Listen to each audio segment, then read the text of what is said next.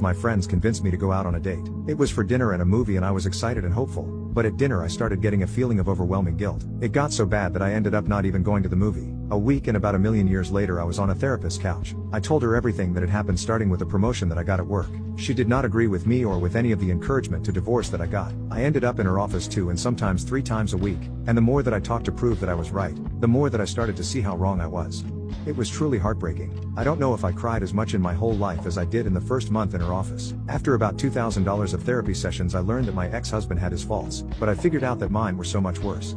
I did so many awful things and said awful things that I wouldn't want to be with me, but he did. I still remember him asking me in the meeting with the lawyer to please not go through with it. I did go through with it though, and then later I bragged on here how great it felt. I was so wrong, and now I can see it. A couple weeks ago I went outside with him when he was leaving the house. I asked him about getting back together. When he looked at me his eyes were full of tears and a couple went down his cheeks. He told me that he didn't know if he could. He said that the pain has been too much for too long and that if we got back together that I might just turn around and do it to him again.